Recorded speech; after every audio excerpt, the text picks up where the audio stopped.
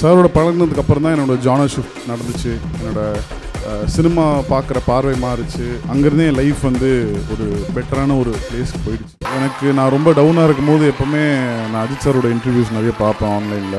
நம்மளே புஷ் பண்ணிட்டு வரதுக்கான ஒரு சுச்சுவேஷனை தான் அதை பார்த்தேன். மார்க் ஆண்டனி மூவி டீம் தான் வந்து அடுத்த நம்ம ஹானர் பண்ண போகிறோம். ஸோ மூவி டீம் சார்பாக let's welcome director Adhik Ravichandran அவர்கள் டு தி ஸ்டேஜ். ஒரு பெரிய கைத்தட்டல் கொடுத்துடலாம். Behind Words Gold Hall of Fame Filmmaker 2023 Adik Ravichandran for Mark Antony.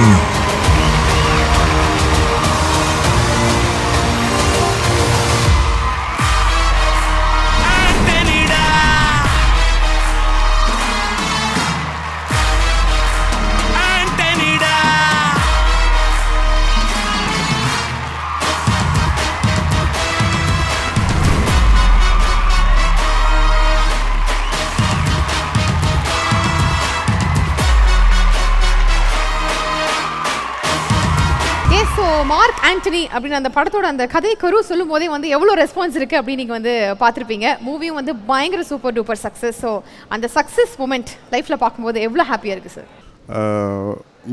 முதல்ல பிஹைண்ட் வுட்ஸ்க்கு ரொம்ப நன்றி. இந்த வருஷத்தில் நிறைய நல்ல படங்கள் வந்திருக்கு. ஸோ அந்த வரிசையில் மார்க் ஆண்டனியும் செலக்ட் பண்ணதில் வந்து ரொம்ப சந்தோஷம். சக்ஸஸ் அதுக்காக தான் நம்ம ஓடிக்கிட்டு இருக்கோம். ஸோ காட்ஸ் கிரேஸ் அது எல்லாமே ஒன்றா அமையும் போது, ஒரு நல்ல டீம் அமையும் போது எனக்கு தெரிஞ்சு ஒரு படமும் சக்ஸஸ் டச் பண்ணணுன்றது மார்க் ஆண்டனி வந்து ஒரு பெரிய எக்ஸாம்பிளாக இருக்குது.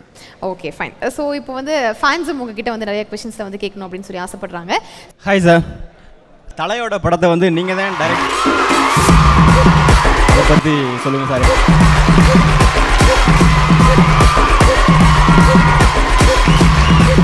நேர்கொண்ட பார்வை பண்ணும்போதே சார் கூட பழகிறதுக்கான ஒரு ஆப்பர்ச்சுனிட்டி கிடச்சிதுன்னு சொன்னேன். ஸோ அங்கேருந்தே என் லைஃப் வந்து ஒரு பெட்டரான ஒரு பிளேஸ்க்கு போயிடுச்சு.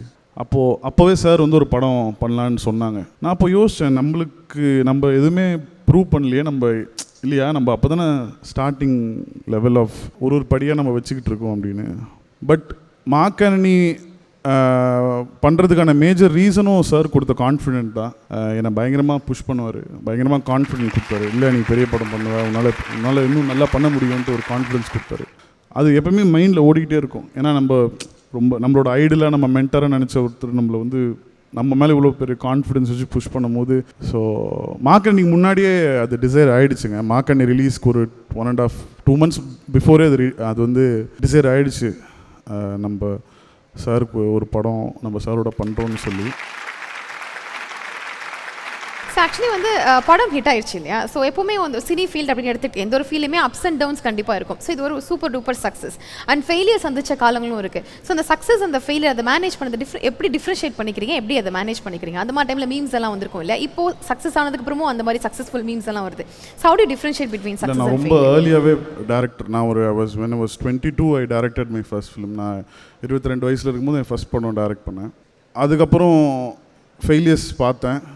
அதுக்கப்புறம் ரொம்ப நாள் கழிச்சு ஒரு சக்ஸஸ்னு ஒரு விஷயம் டேஸ்ட் பண்ணும்போது சக்ஸஸோட வேல்யூ புரிஞ்சுது.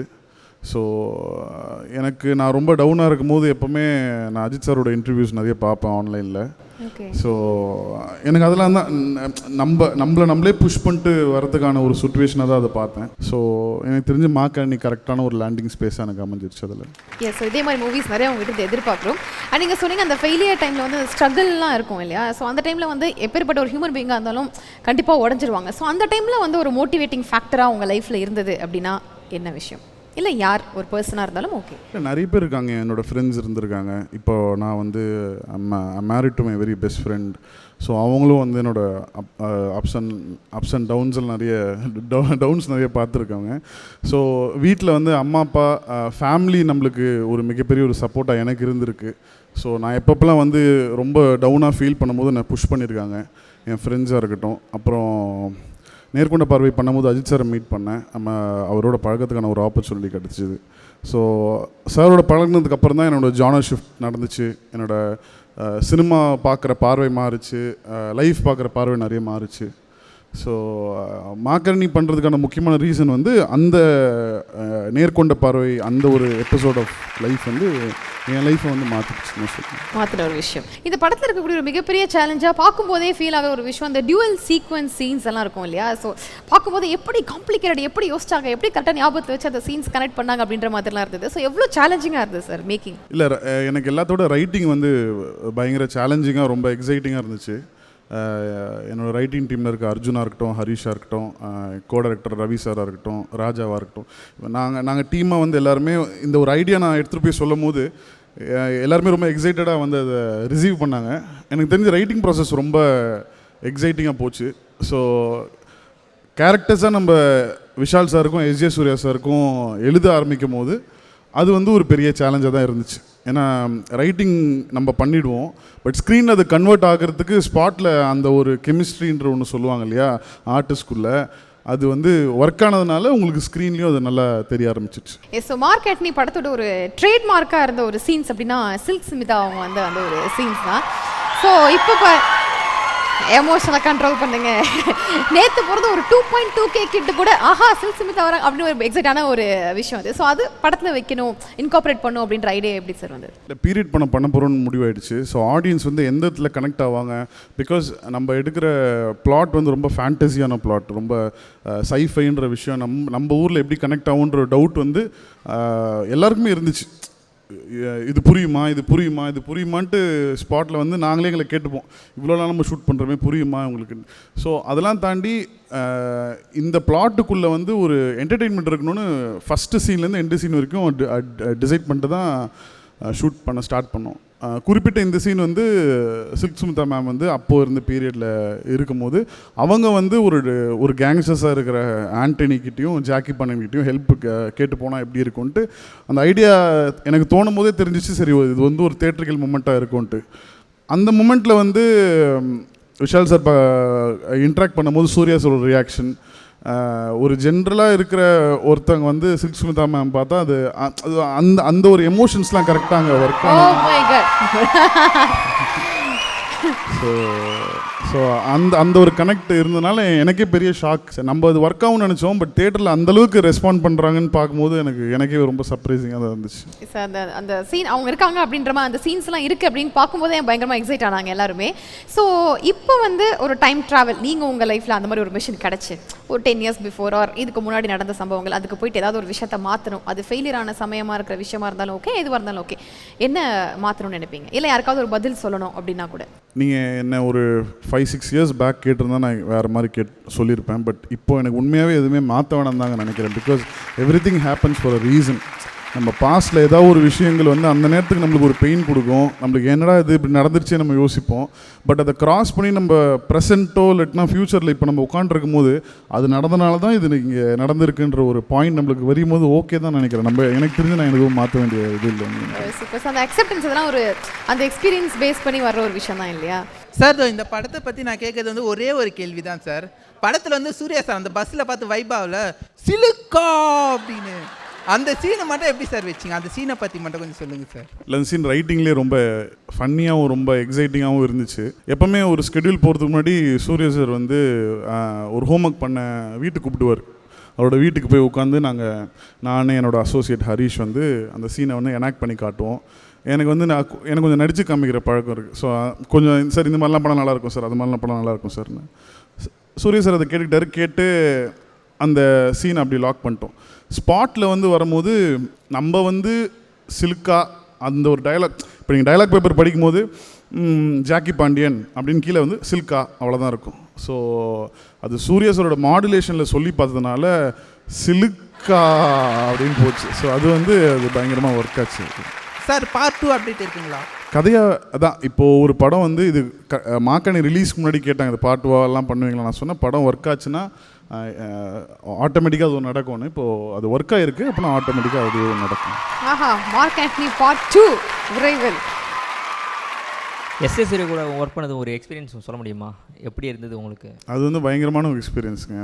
மாக்காண்டில் வந்து one of the best takeaway வந்து எனக்கு எஜே சூர்யா சாரோட ஒர்க் பண்ணது.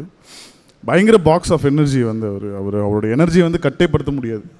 நம்ம காலையில் 6 மணிலேருந்து விடிய காலை 6 மணி வரைக்கும் நம்ம கால் ஷீட் போட்டோன்னா நம்ம வந்து ஒரு எனர்ஜியில் இருப்போம். காலையில் போக போக நம்ம அப்படியே சார் போதும் சார் இல்லை சார் வாங்க சார் போகலாம் சார் வேணாம் சார் சார் எப்படி சார் இந்த டைமில் எப்படி சார் இவ்வளோ எனர்ஜியோடு இருக்கீங்க?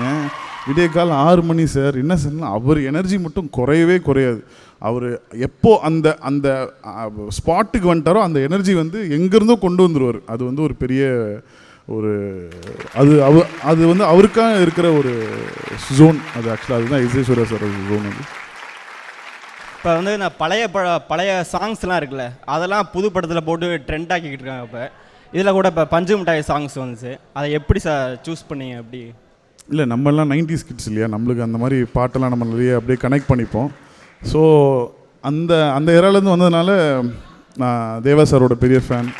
ஸோ அது ஆட்டோமேட்டிக்காக அப்படியே நடந்துச்சு அந்த படத்தில். 2 ஹீரோ 2 வில்லன்னு, இதை ரைட்டிங்காக எழுதும் போது உங்களுக்கு எப்படி இதுவானுச்சு? எழுதும் போது உங்களுக்கு வந்து தோணும்ல, இது பிளாட் மிஸ் ஆயிடுச்சுன்னா எங்கேயாச்சும் தப்பு நடக்கும், அது எப்படி சார் எழுதுனீங்க? மேக்கிங்கும் எப்படி சார் இது பண்ணீங்க? இல்லை, நான் ஃபஸ்ட்டு மார்க்கண்ணி கதை எழுதும் போது ஹீரோ தான் double action, villain double action இல்லை. கதையாக விஷால் சார்கிட்ட சொல்லும் போது கூட ஹீரோ தான் டபுள் ஆக்ஷன், ப்ரொடியூசர்கிட்ட சொல்லும் போது கூட ஹீரோ தான் double action, S J Suryah சார்கிட்ட சொல்லும் போது தான் வில்லன் டபுள் ஆக்ஷனாக மாறிச்சு. ஸோ அது அவருக்கு சார் கொடுத்த ஐடியா தான். கதை கெட்டு நல்லா இருக்குது. அப்பா கேரக்டர் தான் எஸ் ஜே சூர்யா சாரை போய் அப்ரோச் பண்ணேன். ஸோ அந்த பையன் கேரக்டர்லேயே அந்த எனர்ஜி இருந்ததுனால சூர்யா சார் வந்து ஒரு ஐடியாவாக சொன்னார், எனக்கு இது தோணுதுங்க, இது உங்களுக்கு ஓகேவான்னு பார்த்துக்கோங்க அப்படின்னு. சார் சூப்பரான ஐடியா சார். ஏன்னா ஒரு ஃபிலிம் மேக்கரோ இல்லாட்டினா ஒரு ரைட்டரோ வந்து ஐடியாஸ் வில் பி எவ்ரிவேர். அது அது அது நம்ம யார்கிட்டேருந்து பெஸ்ட்டு எடுக்கிறோமோ செல்ஃபிஷ்னஸ்ஸாக அதை நம்ம எடுத்துக்கணும்னு நான் எப்போவுமே ஃபீல் பண்ணுவேன். So S J Surya sir சொன்ன உடனே I took it and I wrote. அதுக்கப்புறம் தான் டபுள் ஆக்ஷனாக மாறிச்சு. ஹாய் சார், உங்களுக்கு எப்படி இந்த டெலிஃபோன் மூலியமாக டைம் ட்ராவல் பண்ணணும் அப்படின்னு ஒரு டிஃப்ரெண்ட்டான யோசனை வந்து? எனக்கு டைம் ட்ராவல் ஜானர்ஸ் ரொம்ப பிடிக்கும். அந்த மாதிரி ஜானரில் இருக்க எல்லா படங்களும் எனக்கு ரொம்ப ரொம்ப பிடிக்கும். ஸோ ஓகே, நெக்ஸ்ட் படம் வந்து ஒரு டைம் ட்ராவல் படம்னு முடிவு பண்ண உடனே ஸ்க்ரீன் பிளேயில் நம்ம நிறைய லாக்ஸ் நம்மளே வச்சு நம்ம ரிலீஸ் பண்ணும்போது தான் ஸ்க்ரீன் பிளே வந்து ரொம்ப சுவாரஸ்யமாக இருக்கும் ஒரு படமாக ஒரு ஆடியன்ஸ் பார்க்கும்போது. ஸோ எனக்கு வந்து ஒரு டைம் ட்ராவல் படம் பண்ணணும்னு முடிவு பண்ண உடனே இது ஃபிசிக்கலாக போய் டைம் ட்ராவல் பண்ணிட்டு வரக்கூடாது, இங்கேருந்து அங்கே போய் மாற்றிட்டு திருப்பி இங்கே வரக்கூடாது, அவருக்கு வந்து ஒரு லாக் வைக்கணும் அப்படின்னு பார்க்கும்போது ஃபிசிக்கலாக போகக்கூடாது, சரி ஒரு ஃபோன் வைக்கலாம் அப்படின்னு ஒரு ஐடியா வந்ததுக்கப்புறம் அதுலேருந்து ஸ்டார்டிங்கில் ரைட்டப் பண்ணி அந்த ஒரு மார்க் ஆனிட்டி ஒரு ஃபோன் மூலிமா பண்ணலான்னு முடிவு பண்ணேன். Happy married life sir. Thank you. Hi, actually S J சூர்யாவுக்கு வந்து நடிப்பு அசுரன் சொல்லிட்டு ஒரு இது வந்துச்சு, அது யார் இனிஷியேட் பண்ணது, அது எப்படி அது இதுவாச்சுன்றது? இல்லை, படம் ஸ்டார்ட் பண்ணி ஷூட்டிங் போயிட்டு இருக்கும்போது விஷால் சாருக்கு வந்து புரட்சி தளபதின்ட்டு டைட்டில் போட போகிறோன்ட்டு முடிவாயிடுச்சு படத்தில். ஸோ எஸ் ஜே சூர்யா சாருக்கு என்ன டைட்டில் போடலான்ட்டு நான் என்ன சார் அரக்கன் மாதிரி பண்ணுறீங்க, என்ன சார் இப்படி அரக்கன் மாதிரி பண்ணுறீங்கன்னா பேசிகிட்டு இருப்போம். ஸோ என் கூட அசோசியேட் டைரக்டர் ஹரீஷ் ஒருத்தர் இருப்பார், இதுவே நம்ம வச்சிடலாம் சாருக்கு டைட்டிலாக வச்சிடலான்னு அவன் சொன்னான். ஸோ நான் அப்படம் ஒன்று பண்ணுவோம், நடிப்பு அரக்கன் வச்சுருவோம் அப்படின்னு அங்கே போய் நம்ம டிசைட் பண்ணது. இப்போ பார்த்தா அவர் எல்லாருமே அப்படி அட்ரஸ் பண்ணும்போது ரொம்ப சந்தோஷமாக இருக்குது. உண்மையாக ஒரு நடிப்பு அரக்கன் தானே அவர். எஸ், எல்லாருமே இப்போ அப்படி தான் கூப்பிட ஆரம்பிச்சிருக்காங்க அவரையும். ஸோ எனக்கும் ஒரு பர்சனல் கொஷின் இருக்குது. Like Mark Antony movie success marriage அப்படின்னு சொல்லிட்டு லைனாக நிறைய பாசிட்டிவான விஷயங்கள்லாம் உங்களுக்கு லைஃப் நடந்துட்டு இருக்கு. ஸோ இந்த ரீசெண்ட் பாசிட்டிவிட்டி அந்த சேஞ்ச் எப்படி இருக்குது சார்? நல்லா இருக்குங்க, ரொம்ப நல்லா இருக்குது. பிகாஸ் நம்ம லைஃப்பில் வந்து ரொம்ப ஒரு லோ பாயிண்டில் போகும்போது நம்ம நினைப்போம், என்னடா இது நம்ம லைஃப் ஏன் அப்படி போயிட்டுருக்குன்னு. அது போனால் தான் இந்த ஹையை நம்ம ஃபீல் பண்ண முடியுன்ற பாயிண்ட் வந்து எனக்கு அப்போ தான் அது புரிஞ்சுது. Because I badly need a hit. நான் மற்றவங்களுக்காக இல்லை, நான் ப்ரூவ் பண்ணிக்க வந்து ஐ நீடட் அ ஹிட். அது ஒரு சூப்பர் ஹிட்டை விட பிளாக் பஸ்டர் ஹிட் ஆனது வந்து அது ஆடியன்ஸ் எல்லாருமே கொடுத்த அந்த ஒரு வரவேற்பு அந்த படத்துக்கு. Then I married my best friend. அதுவும் அந்த டைம் அந்த ஒரு டைம் வரும்போது அது அப்படியே நடந்துச்சு. I am feeling very happy about it. Yes, so இதுக்கப்புறம் இதே மாதிரி குட் திங்ஸ் நிறையா உங்களுக்கு நடந்துகிட்டே இருக்கணும் அப்படின்னு சொல்லிட்டு நாங்கள் விஷயம் சொல்லிக்கிறோம். அண்ட் ஒன்ஸ் அகேன் ஒரு பெரிய கைத்தல் கொடுத்தலாம் ஃபார் ஆதிக் ரவிச்சந்திரன் அவர்கள். ஸோ மார்க் ஆண்டனி பார்ட் 2 வரப்போகுது அப்படின்னு எக்ஸ்க்ளூசிவ் அப்டேட் வர கொடுத்துருக்கீங்க. we are waiting for that movie, sir. Thank you so much.